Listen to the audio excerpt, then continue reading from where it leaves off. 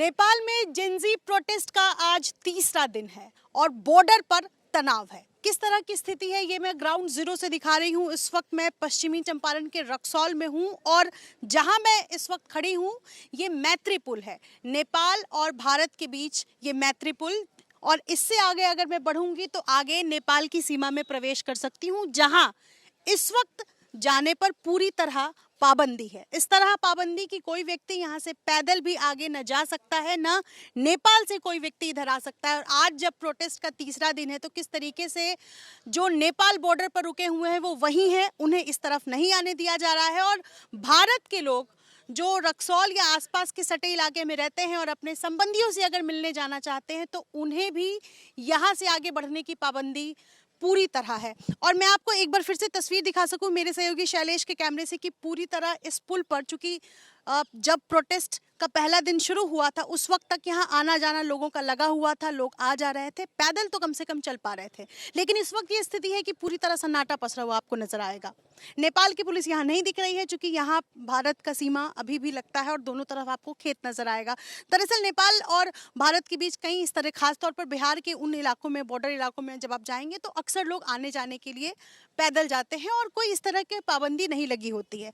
लेकिन भारत में किस तरीके की इस वक्त सीमा पर सुरक्षा चाक चौबंद, ये तस्वीर मैं आपको दिखाना चाहूंगी। एसएसबी की टीम यहाँ तैनात है और इनकी संख्या बढ़ा दी गई है बॉर्डर के इलाकों में। और चूंकि वहाँ पर जिस तरीके से तनाव देखा जा रहा है, बमबारी हो रही है, इसको ध्यान में रखते हुए भारतीय एसएसबी की टीम ने, मैं कहूँगी 2 डॉग स्क्वाड आपको नजर आएंगे। इसके अलावा बॉर्डर इंफॉर्मेशन टीम भी यहाँ पर मौजूद हैं जो कि आने जाने वाले लोगों को समझाने की कोशिश कर रही है। और ये आपको बड़ी संख्या में एसएसबी की टीम नजर आएगी। आप ये पढ़ सकते हैं सीमा शुल्क सदन रक्सौल शहर का, लेकिन आपको लोग कहाँ दिखाई देंगे? दूर वहाँ बैरिकेड्स लगा करके इनको यहाँ से आगे जाने की अनुमति नहीं है।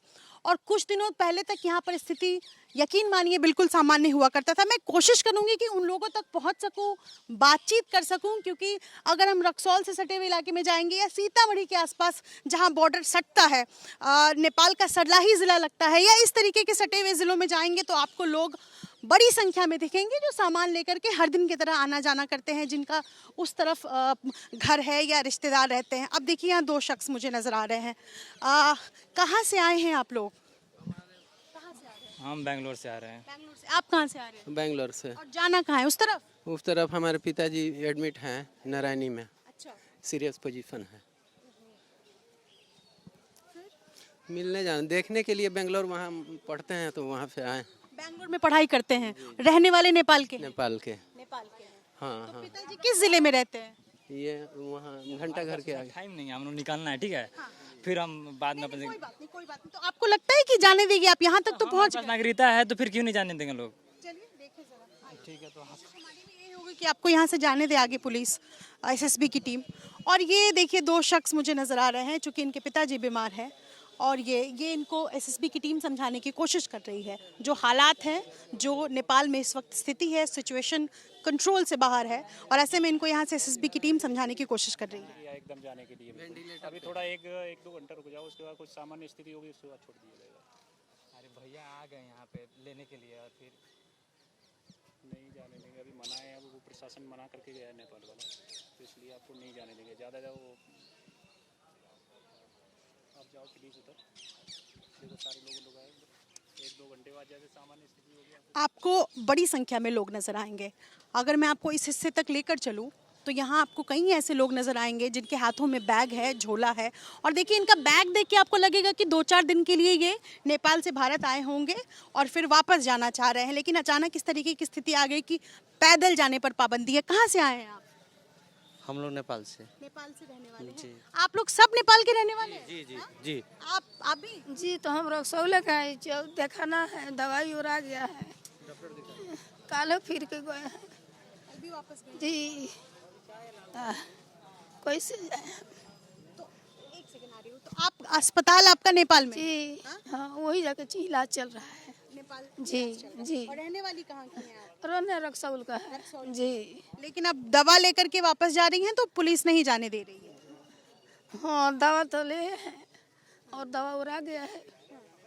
अब ये इसीलिए प्रॉब्लम हो रहा है। क्या नाम है आपका? हमारा लाइची देवी नाम है जी। परिवार कहाँ है आपका? परिवार रक्सौल में है, उधर है, और कुछ नेपाल में रहता है लोग, नारायण घाट में।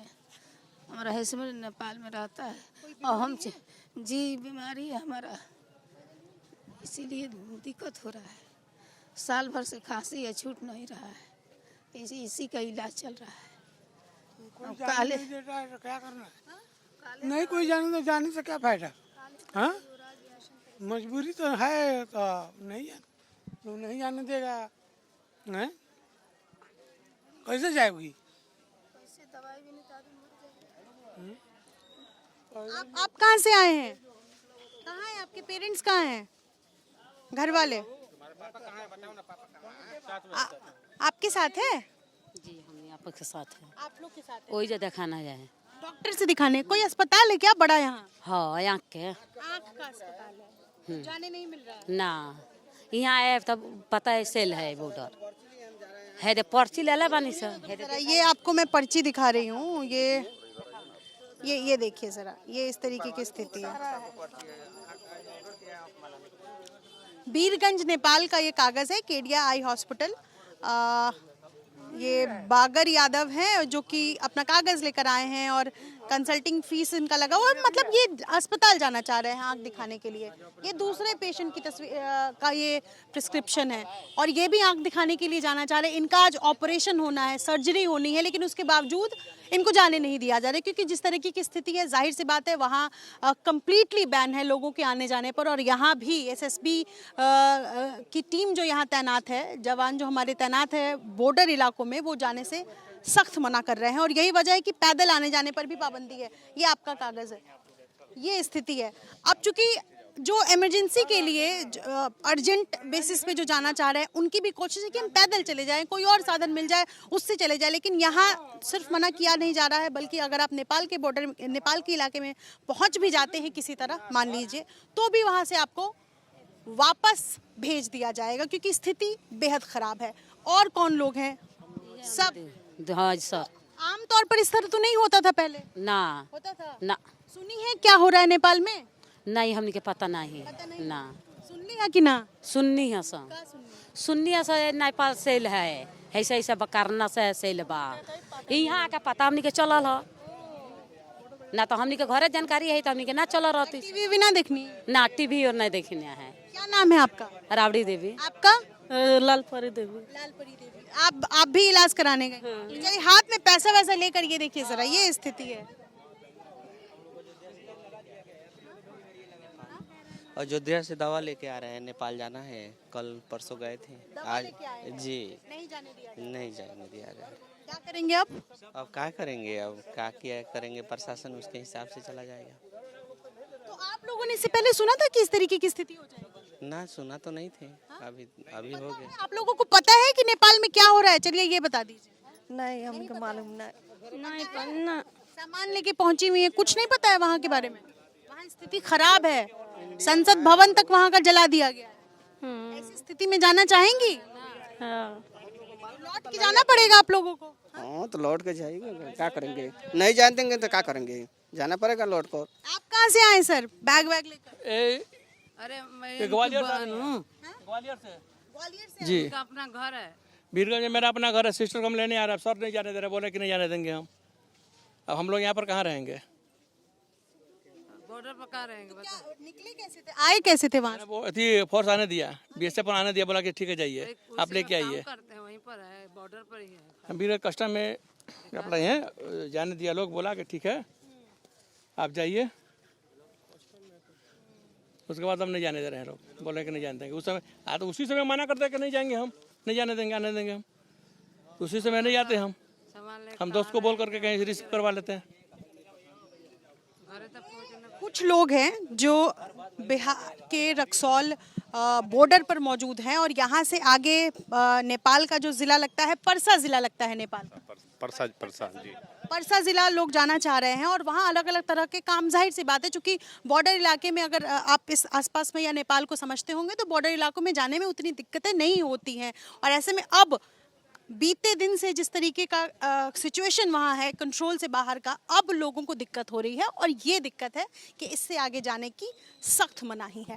बॉर्डर पर ये तस्वीर, आने जाने के लिए पैदल भी मना किया गया है और ऐसे में लोग, आम लोग जो रोजमर्रा के लिए आना जाना करते हैं, वो अब जूझ रहे हैं इससे। अपने सहयोगी शैलेश सिंह के साथ निधिश्री, एबीपी न्यूज़, रक्सौल।